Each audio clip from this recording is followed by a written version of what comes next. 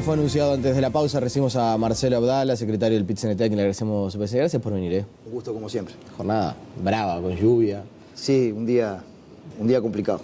Bueno, hablando de complicado, estamos en un momento complicado, la relación hablemos entre los sindicatos generales, no hablemos de una situación particular con la Federación de Funciones de Salud Pública, pero ¿estamos en un momento complicado del relacionamiento entre el Poder Ejecutivo y la Central Obrera, el PIT-CNT?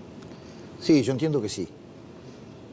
Yo creo que hay que ubicar particularmente esta situación en salud pública en el cuadro de una rendición de cuentas que fue presentada con un método singular, es decir, en desmedro de cualquier posibilidad de diálogo y negociación que permitiera procesar ajustes, el Poder Ejecutivo lo entregó al Parlamento, el proyecto de rendición de cuentas, bastante antes de lo que la Constitución le permite.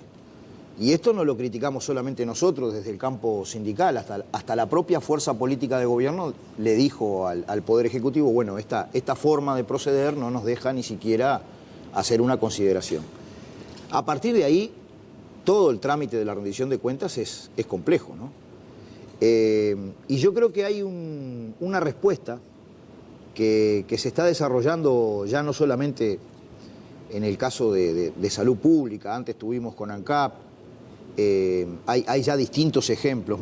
Nos da la impresión de cierta actitud abusiva con el ejercicio de los decretos de esencialidad, que al final pueden estar terminando, digamos, pueden terminar mellando el ejercicio real del derecho de huelga. A ver, para nosotros no es todo lo mismo, ¿no?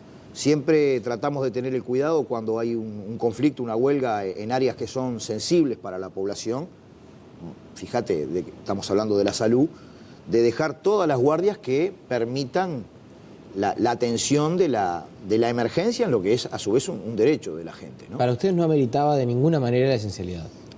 O por lo menos, digamos, el método que debería aplicarse antes de un decreto de esencialidad es decir, bueno, mirá, desde el punto de vista del Poder Ejecutivo, estas áreas, esta y esta área son absolutamente sensibles, deben cuidarse de tal manera o debe procederse de tal manera, pero no una esencialidad al barrer, que es lo mismo una persona que cumple una responsabilidad importante, pero que está en un área administrativa, que alguien que está en un lugar, digamos, que es una trinchera de batalla por defender la salud. No es lo mismo. Ya había pasado en ANCAP.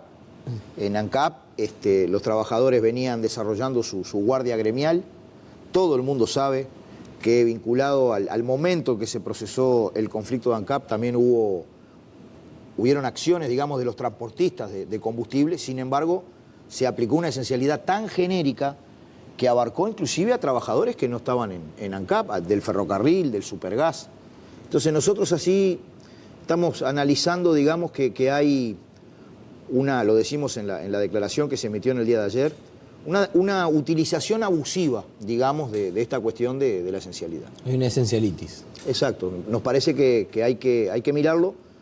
Obviamente, si uno puede decir es razonable... ¿Qué significa eso? Porque, a ver, la esencialidad uno puede decir, bueno, está bien. Ahora vamos a hablar sobre qué pasa después de la esencialidad. Pero uno puede decir, bueno, el gobierno entiende que hay ciertas cosas que no se pueden permitir, la ocupación de varios centros, y que desde ese punto de vista decreta la esencialidad para garantizar, por lo menos, que se presten los servicios, que la población se vea afectada lo menos posible. Entonces, desde ese punto de vista uno puede decir, ese es el argumento que tiene el gobierno para la esencialidad. Ahora, buscando el término medio, que no siempre es fácil, ¿no hay también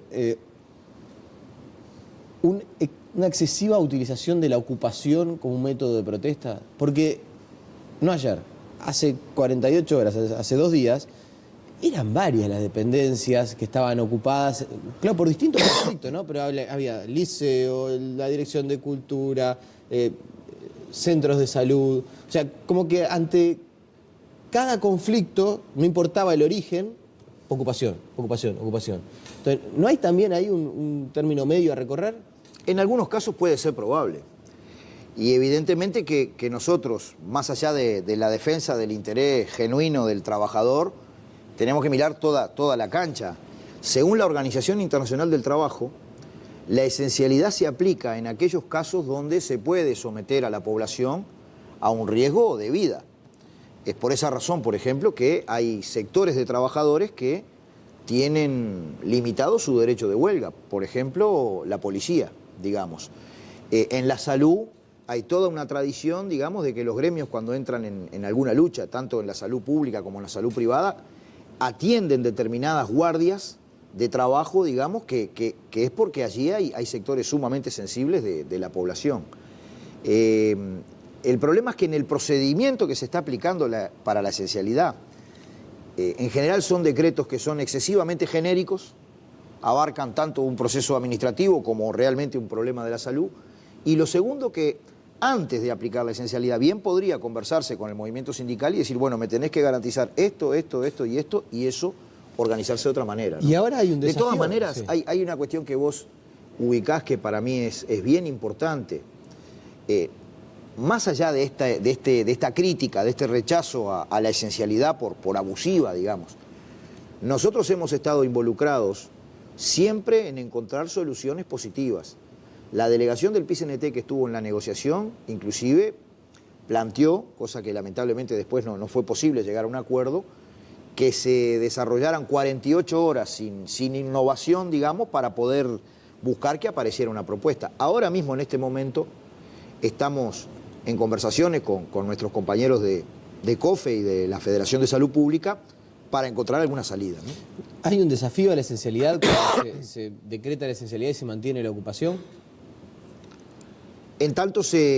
Para mí, en tanto se cubran aquellos servicios efectivamente esenciales, no. La esencialidad no significa que hay que desocupar. No es genérica. La esencialidad para mí es que hay tales procesos que deben ser satisfechos, ¿no? O sea, quiere decir que si va gente a las dependencias que están ocupadas, puedan recibir el servicio de manera, no sé si llamarlo normal, aunque el centro esté ocupado. O sea, no se le puede impedir el ingreso, ni mucho menos. Particularmente en la salud. Eso hay claras normativas de la OIT que establecen esto, ¿no? Y se puede estar cerca no sé, de un acuerdo, de llegar por lo menos a... Algo tiene que pasar. O sea, porque el gobierno decretó la esencialidad, la federación mantiene la ocupación. No parece el escenario que pueda haber muchos cambios en la rendición de cuentas, porque ya hubo algunas modificaciones en diputados. Hay una especie de acuerdo tácito, vamos a decir, para que en el Senado no tenga muchas modificaciones y vuelva a diputado. Entonces, no parece ser el escenario más propenso para una negociación. Sí, es una negociación muy compleja. Nosotros ahora en un rato tenemos mesa representativa. Por lo pronto lo que resolvimos ayer en el secretariado es que en consulta, acá es muy importante qué es lo que dicen los trabajadores y los organismos de la Federación de Funcionarios de Salud Pública, en consulta con la Federación de Salud Pública poder desarrollar alguna propuesta que permitiera, digamos, destrabar el conflicto. Pero hay una cosa que tiene que estar muy clara. En la rendición de cuentas que viene, no nos pueden pasar las cosas que nos están pasando ahora. Hay que sentarse con más tiempo, estudiar con más rigurosidad las cuestiones, ver de qué manera conseguir los recursos. No hay forma, digamos, de salir de un escenario conflictivo si la gente se entera cuál es la rendición de cuentas el día anterior a que se presenta en el Parlamento. Es una rendición de cuentas casi a tapa cerrada. No se puede, claro. Entonces, a nosotros nos parece que podría ser una salida inteligente, y en eso nosotros estamos trabajando de aunar posiciones con la Federación de Funcionarios de Salud Pública, que ahora aparezcan algunas conquistas concretas, algunos elementos de mejora, pero que se tenga en cuenta en la solución de ahora, como para el año que viene nos sentamos con mucho más tiempo a conversar, ¿no? Ya le vamos a preguntar sobre lo que viene el año que viene, porque el ministro Murro dijo que era el año más importante en cuanto a las negociaciones salariales quizás de la historia, porque hay un montón de grupos del sector privado que van a negociar en 2018, y porque además en este ejercicio de rendición de cuentas / presupuesto, casi anual, este año fue anual, sí, pero se van a discutir los últimos 2 años del gobierno y vaya si es importante. Hablando del ministro Murro, insiste siempre en que este es un gobierno de diálogo. ¿Se puede ser un gobierno de diálogo cuando se hace un uso abusivo de la esencialidad? ¿No se pisa una cosa con la otra? Mira, yo creo que hay una paradoja, una contradicción. Yo concuerdo con el ministro Murro y discrepo, digamos. Cuando el Estado hace de regulador de las relaciones laborales en la actividad privada, yo creo que, a todas luces, este es un gobierno de diálogo y de negociación colectiva. Yo creo que hace parte de la profundidad democrática de la situación que tenemos aquí el hecho de que los trabajadores, me refiero a la inmensa mayoría de la población, más de 1 millón, digamos, de asalariados que a través de los consejos de salario no solamente podemos discutir salario, categorías, sino trabajar en el desarrollo nacional, en la formación profesional, en la certificación de los saberes de los trabajadores, en distintas conquistas que hacen al desarrollo. En la actividad privada, el tripartismo demuestra ser un ámbito eficaz de diálogo y de negociación. ¿Dónde estamos teniendo un problema, me parece? Es que esa cultura de la negociación todavía no llegó cuando el Estado hace de empleador. Es decir, nosotros tenemos una visión crítica muy clara de cómo se aplica y cómo funciona la ley de negociación colectiva de los trabajadores públicos. Entonces, yo creo que ahí el gobierno puede y debe rendir más. Cuando el Estado hace de empleador, debería tener mejores ámbitos de negociación colectiva, ¿no? ¿Puede haber un paro en rechazo al uso abusivo de la esencialidad? Sí, es la propuesta que ahora en un rato va a desarrollar el secretariado en la mesa representativa. Pero ustedes conocen, hace años que están en el... Y el ambiente se palpa, ¿no? El contacto telefónico, mensajes. El ambiente es para hacer un paro. Yo creo que hoy lo que va a proponer el secretariado es la posibilidad de una movilización con paro, pero no para que se resuelva hoy, para que se eleve a consideración de los gremios, que según el estatuto hay alrededor de 15 días para resolverla, y luego nos juntemos nuevamente en un periodo de 2 semanas para ver cómo está la cosa. Ojalá, y este es nuestro afán, ojalá que en ese periodo, junto con los trabajadores de COFI y de la Federación de Salud Pública, podamos procurar una solución digna para todas las partes, digamos, y en particular tomando como centro de que quienes se atienden en ACE, y han habido cambios importantes, positivos, digamos, son los sectores, digamos, más desposeídos de la sociedad.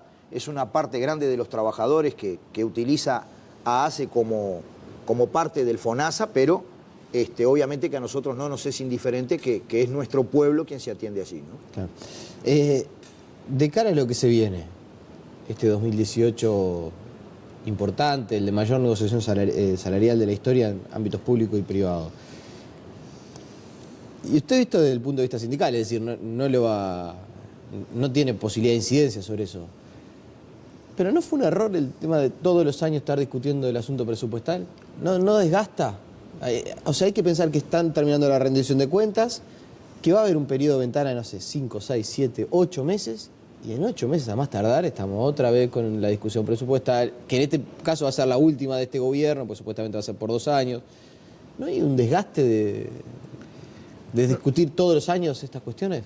Nosotros hubiéramos preferido una discusión más estratégica, digamos, de más alcance.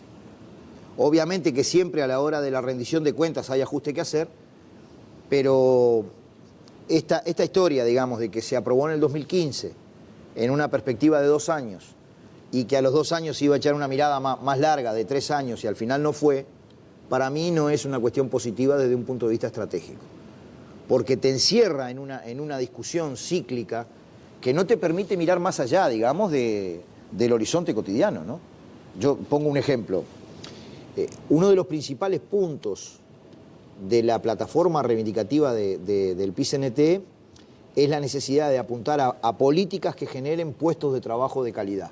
Hay hasta propuestas de decretos, de leyes, en eso juega mucho la inversión pública.